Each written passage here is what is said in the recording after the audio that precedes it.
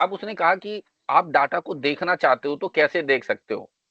कहता है अगर आप डाटा के ऊपर df डॉट हेड लिखते हो तो पहली 5 रो देख पाओगे, df डॉट टेल लिखते हो तो लास्ट की 5 रो देख पाओगे, df डॉट शेप लिखते हो तो वो डाटा सेट कितने रो कितने कॉलम का देख पाओगे, df डॉट इन्फो लिखते हो तो डाटा सेट की समरी देख सकते हो, df डॉट डिस्क्राइब लिखते हो तो डाटा डाटा सेट का स्टैट्स देख सकते हो। मैं आपको सारा करके दिखाता हूँ, ठीक है। आपको कौन से डाटा सेट पे लेता हूँ, यही वाला डाटा सेट यूज करता हूँ।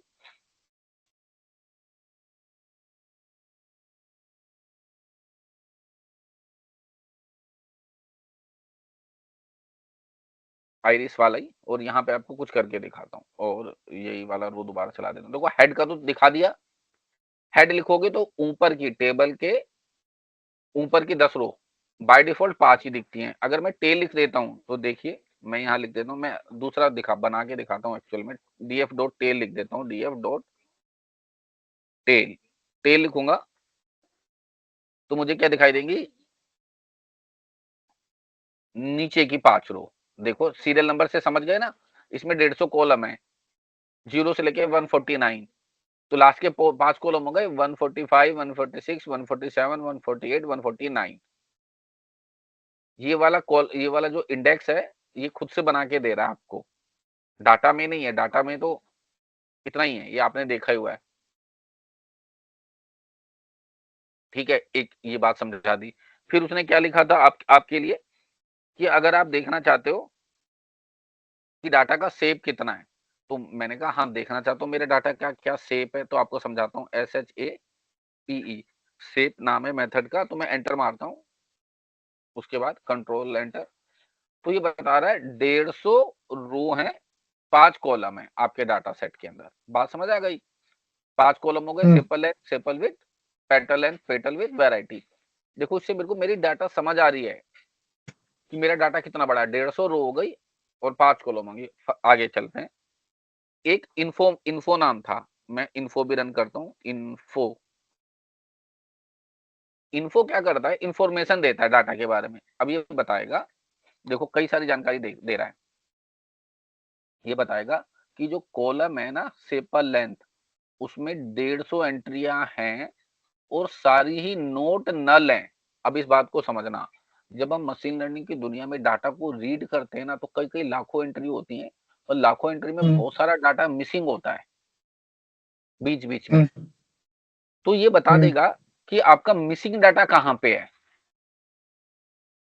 मान लो ये बता रहा है 150 एंट्री नोट नल है, नॉन नल है मतलब उनमें डाटा है ना। तो ये इस चीज के लिए भी देखो, डाटा को समझने में ये सारी चीजें आपको कर क्या रही हैं, एक्चुअली आप देखोगे तो ये डाटा को समझने में हेल्प कर रही हैं, ठीक है।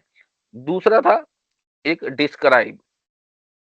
तो डिस्क्राइब ने देखो क्या बताया। अब ये आप ये समझना पाइथन की पावर। देखो ये काम करने में एक्सेल में भी आपको मेहनत लगेगी।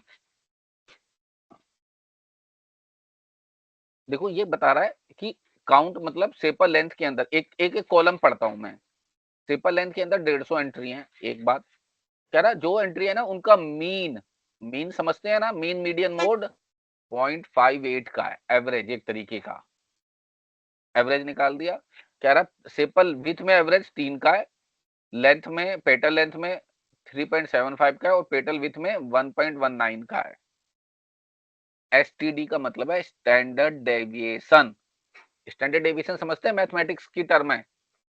मतलब आ, एक बंदा दूसरे से कितनी दूरी पे है, कितना अलग है। कह रहा है एक डाटा दूसरे डाटा से लगभग 0.82 का सेपरेशन रखता है। जितना ज्यादा स्टैंडर्ड डेविएशन होगा मतलब एक डाटा दूसरे डाटा से उतना ज्यादा डिफरेंट है। स्टैंडर्ड डेविएशन कम होगा मतलब डाटा दूसरे डाटा के ज्यादा क्लोज है, सिमिलर है। मिनिमम जो वैल्यू है पूरे पूरे रो की, जो सबसे छोटी नंबर है वो है 4.3। बात समझ आ गई। मिनिमम वैल्यू बता दी पूरे डाटा की। लास्ट में देखना मैक्सिमम बता दी 7.9 है। यानी सेपल लेंथ की जो मैक्सिमम एंट्री है वो 7.9 है। यहाँ लिखा हुआ 25%, 50%, 75%। इसका मतलब ये है कि जो 25% एंट्रियां हैं वो 5.1 से नीचे की हैं। 25% एंट्रियां 5.1 से नीचे की हैं, 50% एंट्रियां 5.1 से नीचे की हैं, 75% एंट्रियां 6.4 से नीचे की हैं। यानी 75 अगर 75% एंट्रीज में हटा दूंगा ना तो 6.4 तक की लेंथ का डाटा निकल जाएगा। अब इससे मैं क्या समझ रहा हूँ, देखो ये सारी चीजें एनालिसिस की हैं, आप समझ रहे होगी, इतने एग्जांपल से तो अब आप समझ गए होंगे। इससे मैं डाटा को एनालिसिस कर रहा हूँ, जो एक्सेल में भी तो यही करता हूँ। मैं सम निकाल सकता हूँ, एवरेज निकाल सकता हूँ, बहुत सारे काम कर सकता हूँ।